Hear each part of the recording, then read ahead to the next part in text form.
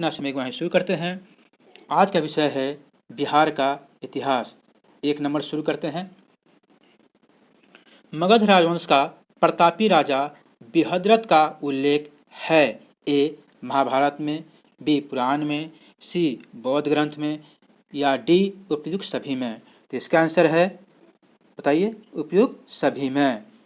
यानी महाभारत में भी मिलता है, पुराण में भी मिलता है और बौद्ध ग्रंथ में मिलता है। दूसरा नंबर, मगध सम्राट जरासंध का उल्लेख हुआ है।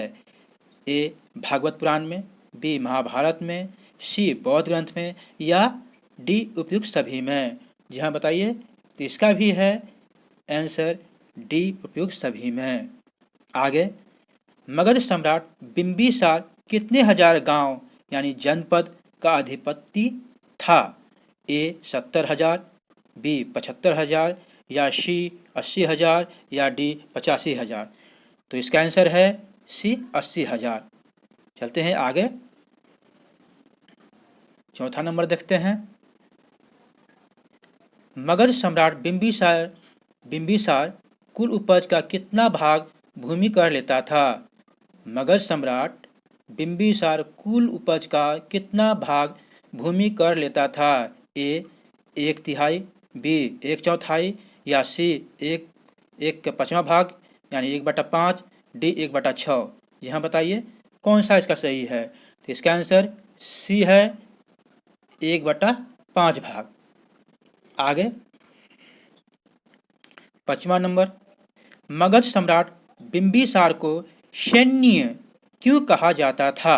ए अस्थायी सेना बना रखी थी, बी उसके पास अस्थायी सेना थी या सी स्वयं सेनापति था या डी वह सैन्य व्यवस्था खत्म कर दी थी।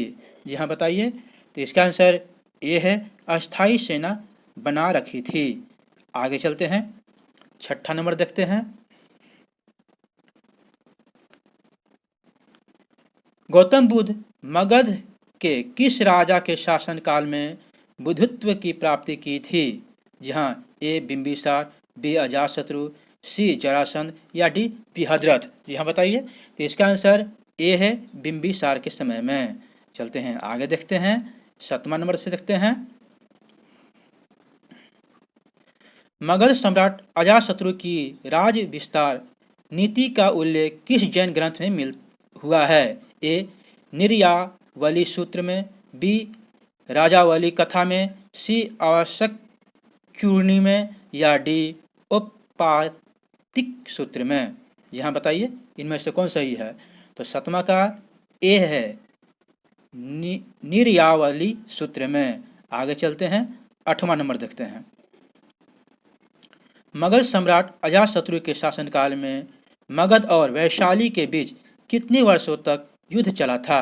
ए 14 वर्ष तक, बी 15 वर्षों तक या सी 16 वर्षों तक या डी 17 वर्षों तक।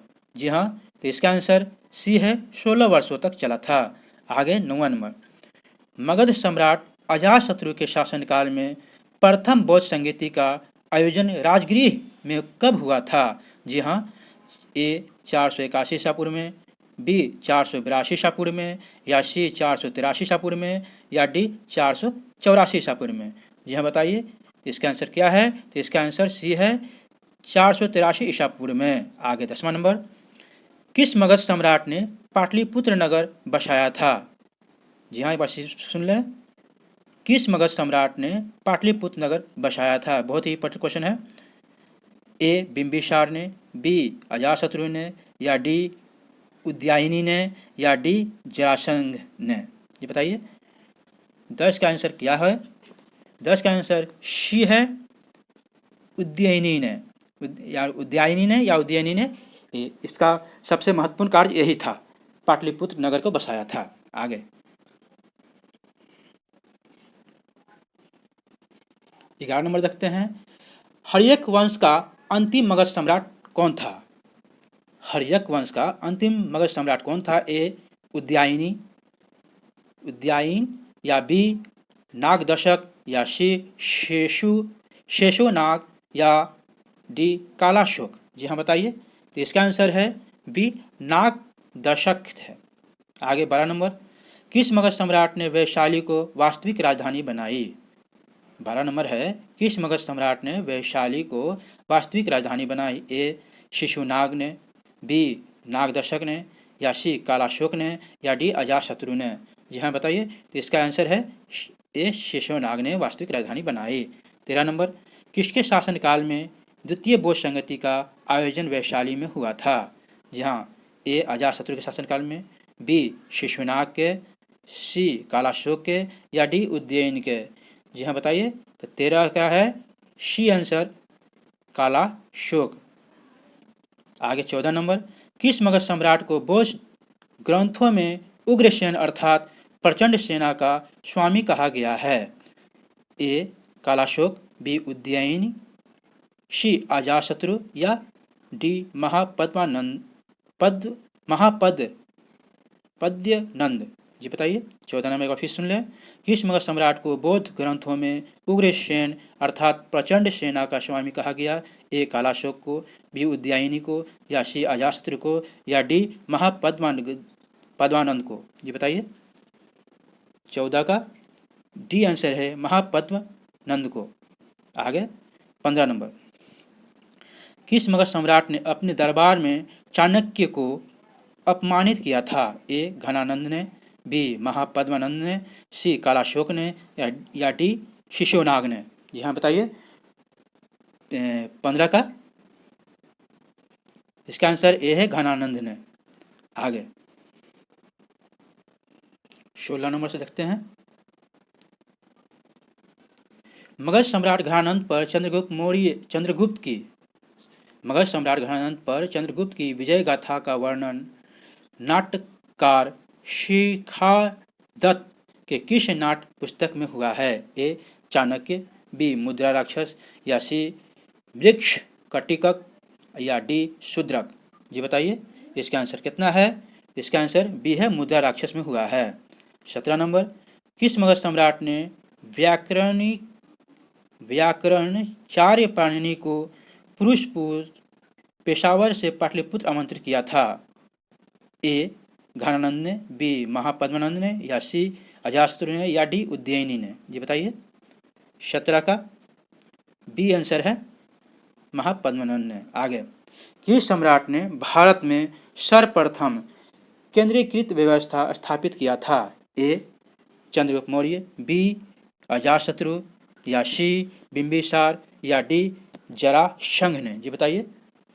तो इसका आंसर ए है, चंद्रगुप्त मौर्य ने। इसे आगे चलते हैं। मौर्यकालीन शासन व्यवस्था कितने प्रांतीय भागों में विभक्त था? 19 नंबर, मौर्यकालीन शासन व्यवस्था कितने प्रांतीय भागों में विभक्त था? ए 3, बी 4, सी 5, या डी 6? जी बताइए। तो इसका आंसर है 5 भागों में विभक्त था, यानी सी आंसर है। आगे चलते हैं, 20वां नंबर देखते हैं। वह ग्रंथ जिसमें पाटलिपुत्र शासन का वर्णन उपलब्ध है? ए अर्थशास्त्र में, या बी इंडिका में, सी राजतरंगिणी में, या डी पुराण में? जी हाँ बताइए। तो इसका आंसर है, बताइए, इंडिका में है। आगे 21 नंबर, मौर्यकालीन राजा व्यवस्था के किस अंग का प्रमुख होता था? ए कार्यपालिका का, या व्यवस्थापिका का, या सी न्यायपालिका का, या डी उपयुक्त सभी का? जी हाँ बताइए। तो इसका आंसर है उपयुक्त सभी का था, कार्यपालिका का भी, व्यवस्थापिका का भी, या डी न्यायपालिका का भी। आगे 22वां नंबर, मौर्यकालीन नगर प्रशासन में कितनी समितियां का सहयोग हो रहता था? 22वां नंबर, मौर्यकालीन नगर प्रशासन में कितनी समितियों का सहयोग रहता था? ए 4, बी 5, सी 6, या डी 7? जी हाँ बताइए। तो इसका आंसर है 6। आगे 23 नंबर, मौर्यकालीन मंत्री परिषद में कितने मंत्री होते थे? ए 8 से 10, बी 9 से 11, या सी 10 से 11, या डी 12 से 20? जी बताइए। तो इसका आंसर है 12 से 20 तक होते थे, डी इसका आंसर होगा। चलिए आगे देखते हैं। मौर्यकालीन केंद्रीय शासन संचालन के लिए कर विभागों बनाए गए थे। कर विभाग के लिए कर विभागों का बनाए गए थे उन विभागों को क्या कहा जाता था? ए व्यवहारिक, या बी विभाग, या सी तीर्थ, या डी स्थानिक। जी हाँ बताइए 24 नंबर का सी आंसर है, तीर्थ कहता था। एक बार फिर से सुन ले 24 नंबर का। मौर्यकालीन केंद्रीय शासन संचालन के लिए कर विभागों बनाए गए थे उन विभागों को क्या कहा जाता था? तो इसका आंसर है सी तीर्थ कहता था। आगे 24 नंबर हो गया है, 25 नंबर देखते हैं। कौटिल्य के अर्थशास्त्र में कितने तीर्थों यानी विभागों का उल्लेख है? 25 कौटिल्य के अर्थशास्त्र में, कौटिल्य के अर्थशास्त्र में कितने तीर्थ विभागों का उल्लेख है? ए 15, बी 16, सी 17, या डी 18। जी हाँ बताइए। तो इसका आंसर है 18, डी था। आगे 26 नंबर मौर्यकालीन गुप्तचर व्यवस्था कितने भागों में विभक्त थी? ए 2, बी 3, सी 4, या डी 5। जी हाँ बताइए। तो इसका आंसर है ए 2 विभागों में थी। आगे मौर्यकालीन राजव्यवस्था में के कितने स्रोत थे? मौर्यकालीन राजव्यवस्था के कितने स्रोत थे? ए 5, बी 6, सी 7, या डी 8। जी हाँ बताइए। तो इसका है 7 थे, यानी डी इसका आंसर सी होगा। अब चलते हैं आगे देखते हैं 28 नंबर से।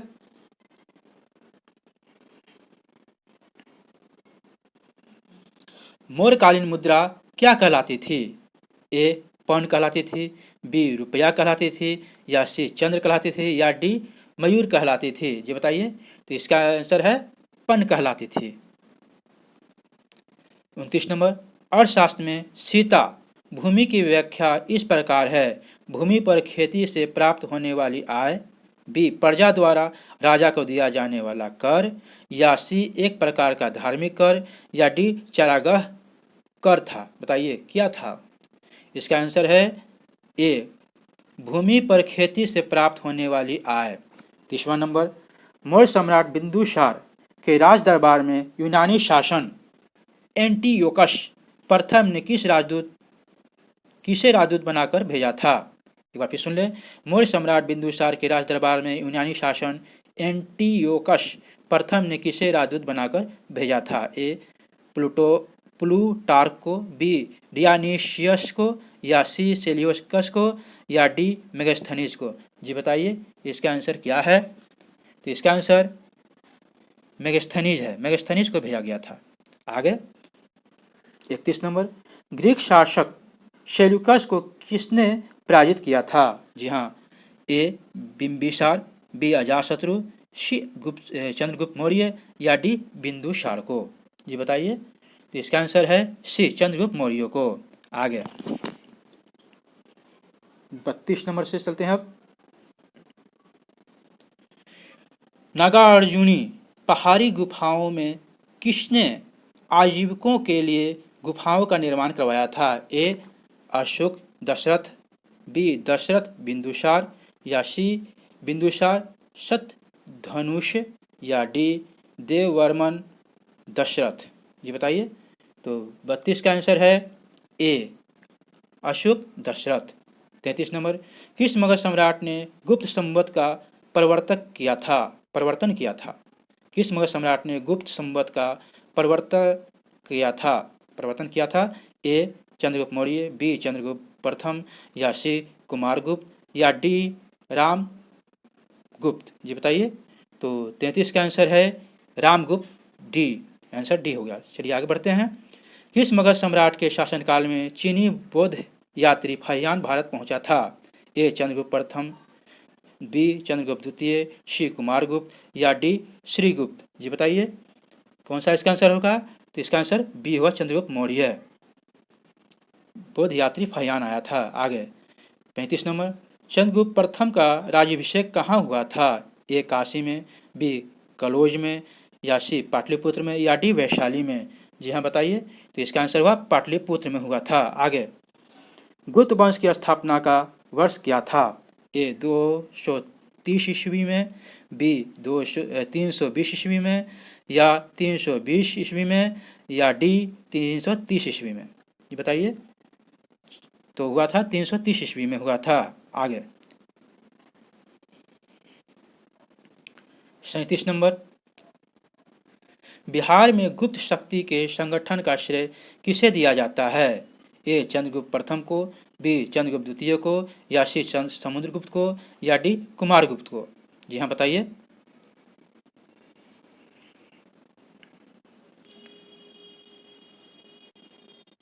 तो चंद्रगुप्त द्वितीय को। आगे चलते हैं 38 नंबर में, किस शासक के सिंहल यानी श्रीलंका के राजा मेघवर्मन ने बोध गया में बौद्ध मठ स्थापित करने की अनुमति मांगी थी? ए चंद्रगुप्त प्रथम, बी अशोक, सी चंद्रगुप्त, या डी कुमारगुप्त? जी बताइए। तो इसका आंसर है सी समुद्रगुप्त। आगे, नालंदा विश्वविद्यालय की स्थापना का युग क्या है, यानी किसके युग में है? मौर्य, ए मौर्य, बी कुषाण, सी गुप्त, या डी पाल? किसके युग में है बताइए। नालंदा विश्वविद्यालय की स्थापना का युग यानी किसके युग में है? मौर्य युग में, कुषाण युग में, गुप्त युग में, या पाल युग में? जी बताइए। तो इसका आंसर है गुप्त युग में, जिसको कुमारगुप्त ने स्थापना किया था। आगे 40 नंबर, नालंदा विश्वविद्यालय का संस्थापक कौन था?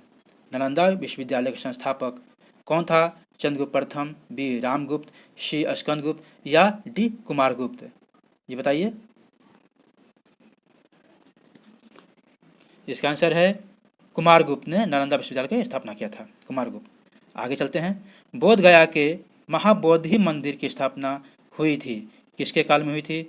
मौर्य काल में, बी पाल काल में, या सी गुप्त काल में, या डी मैखरी काल में? जी बताइए।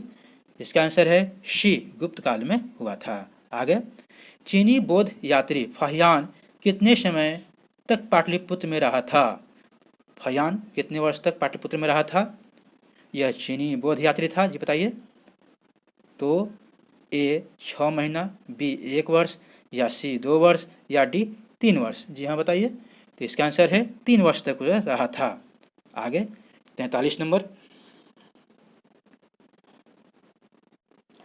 खगोल शास्त्री आर्यभट्ट का संबंध बिहार के किस नगर से था? ए नालंदा से, बी चंपा से, सी पाटलिपुत्रा से, या डी राजगृह से? जी हाँ बताइए। तो इसका आंसर है सी पाटलिपुत्रा से। आगे एक बार फिर से 42 नंबर देख लें, मेरे ख्याल से गलत मैंने बता दिया। चीनी बौद्ध यात्री फाहियान कितने समय तक पाटलिपुत्र में रहा था? तो यह रहा था 3 वर्षों तक। ठीक है। आगे 44 नंबर, किसने यह वर्णन किया है कि मध्य भारत के सभी देशों में मगध देशों में सर्वाधिक नगर थे, धनपतियों ने यहाँ चिकित्सालय बनवाए थे, यहाँ रोगियों को निःशुल्क भोजन तथा दवाएं दी जाती थी? ए इति सिंह,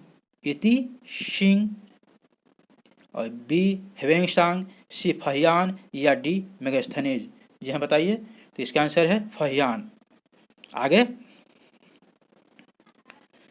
चीनी बौद्ध तीर्थ यात्री हेवेंसांग ने बिहार के किस विश्वविद्यालय में अध्ययन किया था? ए उदयंतपुरी में, बी विक्रमशिला में, या सी नालंदा में, या डी श्वेतपुर में? जी बताइए।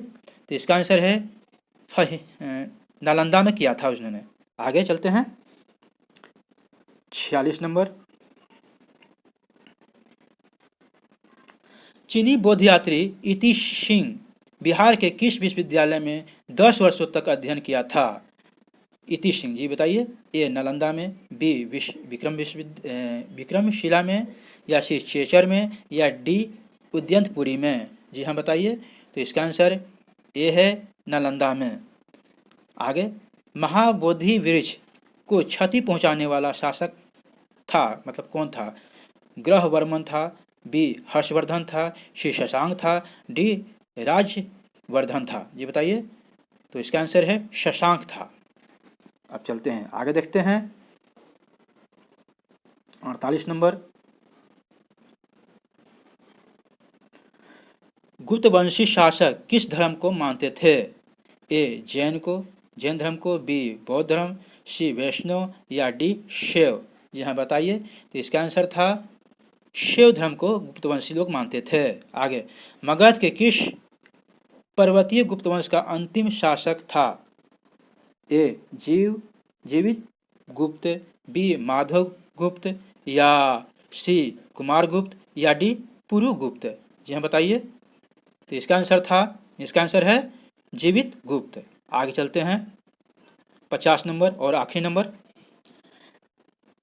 गुप्त काल की समाप्ति के बाद किस वंश का शासन मगध में स्थापित हुआ? ए हर्यक वंश में, बी मौर्य वंश में, या सी हेहे वंश में, या मोखरी वंश में? जी हाँ बताइए। 50 का आंसर क्या होगा? 50 का आंसर डी है मोखरी वंश में। यहाँ तक बनने के लिए थैंक यू, शुक्रिया, बहुत बहुत धन्यवाद।